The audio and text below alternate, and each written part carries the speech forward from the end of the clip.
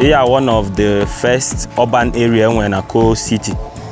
Kansimaru, with history. And here first place coal, mining coal. So I was born and bred up Nimo with Tote. If I had sheep, we siliki water. So I never make an quick. I went so many things going on. Nimo by when you guys stand a coal camp cage well Enugu State. I want to do Enugu State. And I am IJ Buzoni in Enugu State name. You cannot talk about Enugu State without talking about coal camp. Ndị Igbo sị na igwe bụ ike. This proverb is evident in the communal and business life of Coal Camp, Enugu's auto spare parts and mechanics hub. In the heart of Enugu, where the echoes of coal mining once filled the air, a new kind of energy thrives today.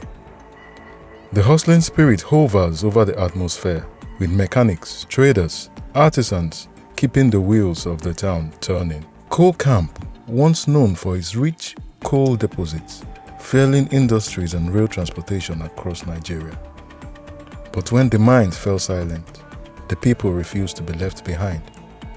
What started as a small mechanic cluster has now grown into a massive community of skilled traders, artisans, and entrepreneurs. Today, Coal Camp is more than just a marketplace. It's a way of life. From the experienced hands of veteran mechanics to the young apprentices eager to learn, every person here is a specialist in their trade. Engine repairs, electrical fixes, metal works, and spare part sales. Each skill is honed through years of hands-on experience. Here, you don't just find vehicle parts, you find solutions. A problem that might seem impossible elsewhere is just another day's work in Coal Camp. Ebe anyị nọ tata bụ na Coal Camp, ebe ihe niile na-eme, ebe a na-egwupụta coal, ebe nke a na-azụ ọtụtụ spare parts dị iche iche. Ị chọrọ ka arụtara gị ụgbọala, ị chọrọ ụgbọelu, ị chọrọ bọmbụ, ihe ọbụla ị chọrọ, ọ dị na Coal Camp. Ịbịa na Coal Camp, enwere ọtụtụ ka ha si ebi ndụ, maka ha si emekọrịta, maka ha si ahazi ụfọdụ ihe dị iche iche na Coal Camp. Sonyere anyị ka ịfụ ka ha si eme. This is my 46 years in this coal camp. I'm on my camp now. Untold here. Girls school. Just lower this job because of my parents. So, njemo ball waka. Small. Since I'm not on this camp is very nice. Camp will be home. You got be no dekwa. You know salo. Camp na mi one so much. So onye obana na emikota ihe nwanne na this coal camp. Onye ọbụla fụ nwanne ya na like nwanne ya na camp. Camp bụ obodo na-eme ka nwanne. The most important thing in Coal Camp is we live as brothers and sisters. I was born and brought up in Coal Camp in 1974. Amụrụ m na Chukwani Street, number 1 Chukwani Street. Oge ahụ amụrụ anyị ọfụrụ Coal Camp dị ezigbo mma. Coal Camp etere Coal Camp koloto oge ahụ. Coal Camp n'onwe ya bụ ihe dịka community. And oge ahụ ipelu mpe oge ji m obodo na-achị 1979 a na-egwu coal. Coal Camp bụ starting of Enugu, ebe Enugu bido bụ this Coal Camp. Na mgbe ndụ obele Coal Camp bụ ebe ndị ọcha na-egwu coal bi. Gbata eji wee lụba quarters coal quarters and others. Enwechekwa ebe others ebe ọ bụ sọ ndị ọcha bi na Coal Camp. Coal Camp so na one of the best and the first city enwere n'Enugu a to develop before ekwubezie ebe ndị ọzọ. Mmanya na camp adị m ekwuchi. Maka okwu anyị bụ na nwanne anyị ama mgbu anyị. Azị nwa camp m bụ by special grace of God I'm approaching my 43. Azị nwa camp m bụ mbigo na camp for 43 years. Enwere ihe dịka ịnọgidekwa aka akụkọ na mmadụ onye egbu onye egburu onye a. Camp dị mma. Because I think na n'ime camp a onwebere mmochi nsogbu ndị nwe na camp. So ụmụ ihe gbata ma ụmụ ya la yota dem ekebe na camp. Ben mila mgbe when I was small. But for long na camp na eme ọfụma. Camp is doing well now. Here one of the first urban area when a coal city. Kansimaru. With history and here first place coal mining coal. Coal Camp bụ ebe Enugu bido.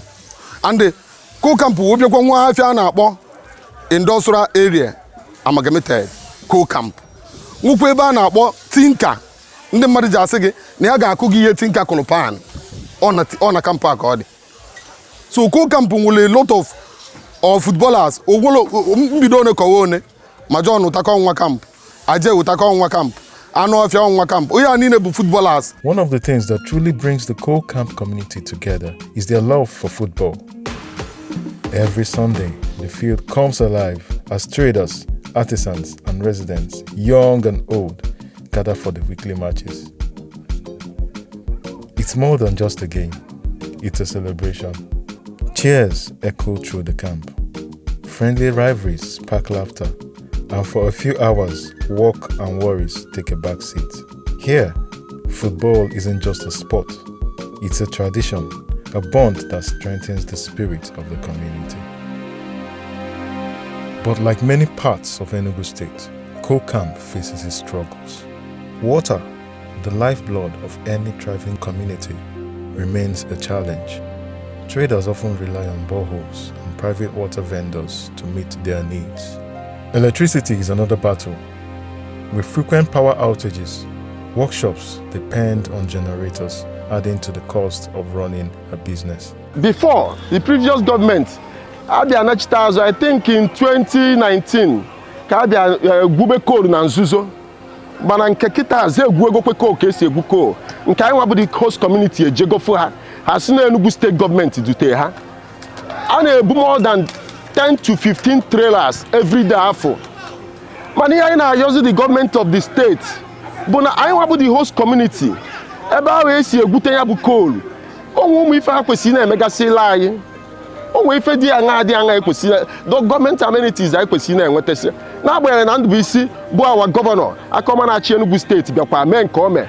Ife ụzọ a kịta na local government lụla ya bụ nwa anyị nwoke maka part and parcel of us bụ honorable Igbo no ụzọ nke anyị na-ene anya kịta ya alụrụ ya. But onwe other things nke na-agba ya anya mmiri kịta bụ mmiri na-ata ya afụ na coal camp.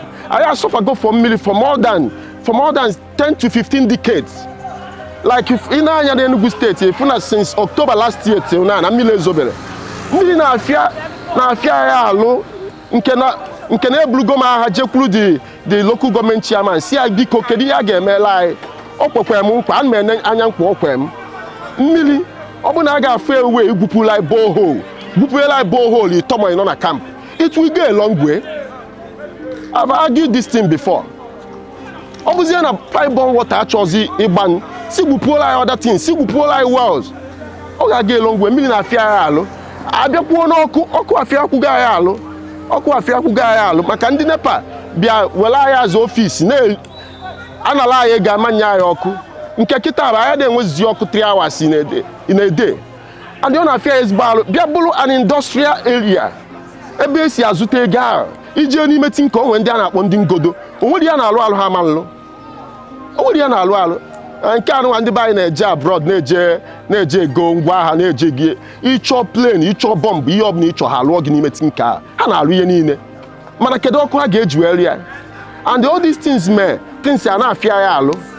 Even nwoke mmadụ jusala afịa bata chọkwa izu ike ọma nweta mmiri jiri oyi ọ ga-aṅụ. It is very bad. It is very bad. So government gbatara ya ọsọ enyemaka na anyị nwabụ the host community ebe esi egwupụta ihe a ọ bụgodo ile ofu trailer coal ka ele ga-eji alụ ihe niile na-akpọ ga-eji alụọla ihe niile anyị na-akpọ. So we need help. Okay, na ụmụ nwaanyị ndị na-elegasịcha anyị mmiri and all this thing mmiri ha ga-ebute ha kwesịrị friji leta ego na ya ihe a ga-emezi bụ ha eje gote blọk igote blọk ahụ o wepụ ego gain ha kwesịrị inwe ha ma nwezi gain na ha kwesịrị inwe and ha tinye ego na ya instead of ilezi ya 250 and ya 300 gị nwa bụ the consumer will complain. So we need all these things around us so that we'll be living well. Obozi maka na agadi nwaanyị enere anya n'ọnụ si chetakwa na onwe mgbe ọ bụ agbọbịa a na-eke isi ọnụ ahụ. So si agbara anyị nkịtị adịka agbachazila anyị nkịtị si banye onwe ihe a ga-emegasịla anyị and anyị na-eche ha. Mining has made a return to coal camp, but this time with government approval and improved equipment. While residents and business owners say the operations don't disrupt their daily lives or harm the environment, they remain firm on one thing: the government must do its part.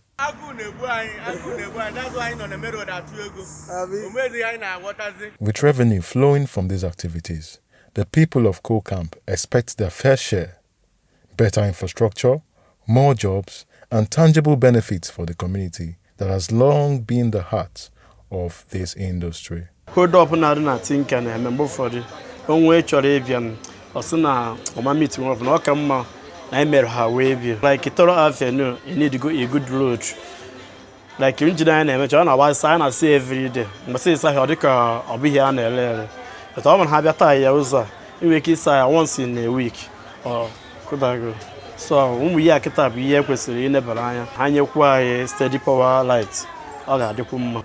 Obidogo ebe ahụ a na-mine coal ebe ahụ now. So I'm talking with you now. If you go there, all lulu ụzọ until by a day.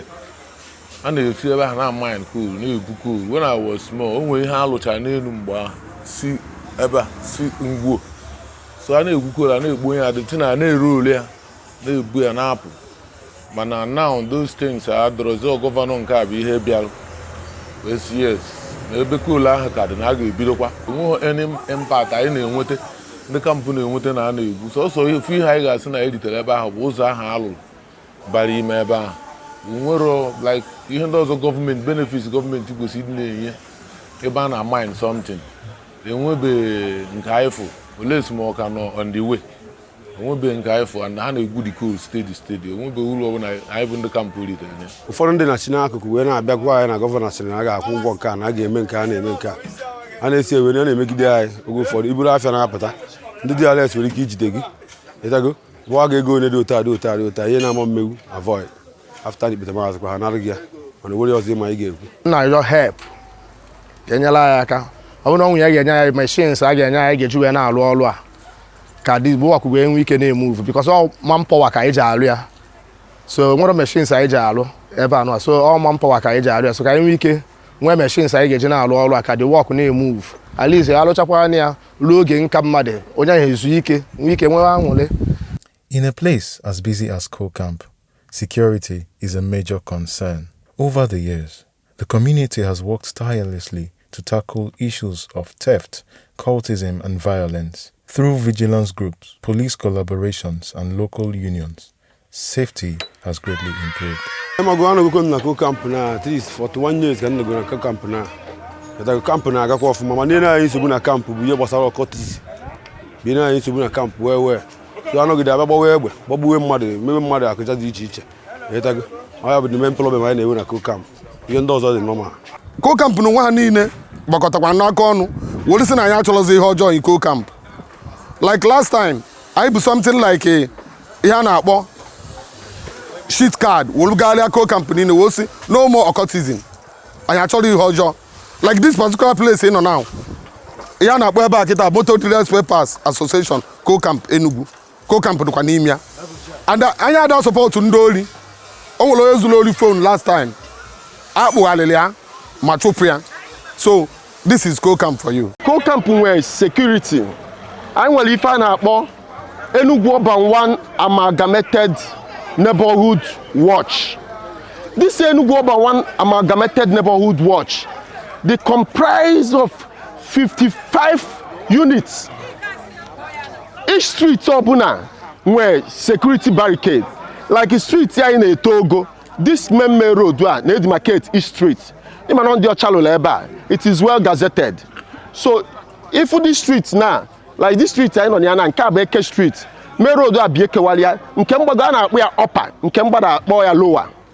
So each street obuna where chairman, both the neighborhood watch of that chairman. But at the end of the day, the chairman and the executive are formed with amalgamated neighborhood watch, but the central body.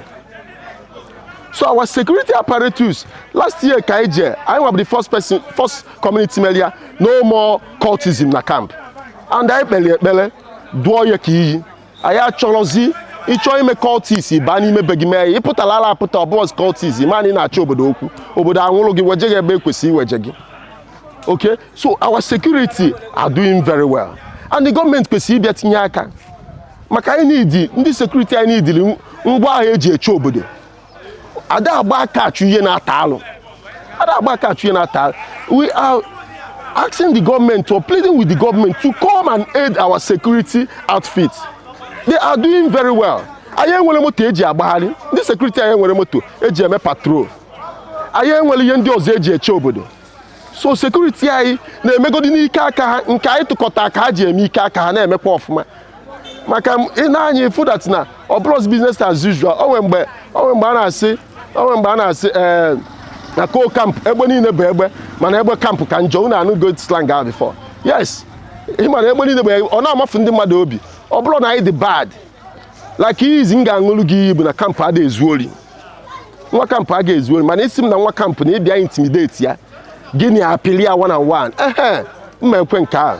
Mana nwa camp ije zuo ori na no. Enwego ndị na-ezu na adị few adị 1 out of 100. Mana camp original nwa camp ada ezu ori, anyị ada ezu ori. Ọ ya ma anyị nweta onye ori anyị mee ya na-eme onye ori ozugbo. Anyị ada ezochi onye ori. Ije kwuo check yes, ije kwuo jụọ ndị iwu ojii. Ndị camp one dị involved in kidnapping. Since kidnapping a jiwe wu anụbeghị na onwe nwa camp so wee mee kidnapping. Since ụmụ ihe rituals a ebelu mmadụ nke abelu nke anụbeghị na onwe nwa camp ejide atụ ya handcuff dutela anyị ebe a asị na abịa search not involved in kidnapping or not involved in ritualist. No, you can't find something like that here because anyị na-adị well nurtured a na-apịchasị ya ike. So, what does the future hold for coal camp? Despite the news of the state government's plan to relocate some aspects of coal camp elsewhere, traders hope for better infrastructure, stable electricity, and improved water supply. Ihe kwesịrị ekwesị maka ọ ga-emekuzi anyị enwe access for international business more. Why? Because I got full time now, wholesale. Ebe adịgo congested. I need ebe nwee space. Ọ ga-abụ ibulete container gị or baa na your warehouse immediately. So ebe anyị nọ na-eme anyị na-akwụ ụgwọ ọtụtụ shops. Maka taa ya nwee space. Ọ na-eteki space. Anyị na-akwụ ụgwọ ọtụtụ shops. So man, I believe when I move to that place, I get better opportunities than here. Young apprentices dream of expanding their knowledge, embracing new technology, and taking coal camp to greater heights. One thing is certain, coal camp is not just a place, it is a testament to resilience, innovation, and community spirit. And as long as there are engines to fix, hands to work, and stories to tell, coal camp will always remain a focal point in the history of Enugu's automobile industry. From its coal mining past to its mechanic-driven present, coal camp is a place that never stops moving. And in its movement, it tells a story, one of struggle, survival, and success. This is coal camp, and this is its heartbeat.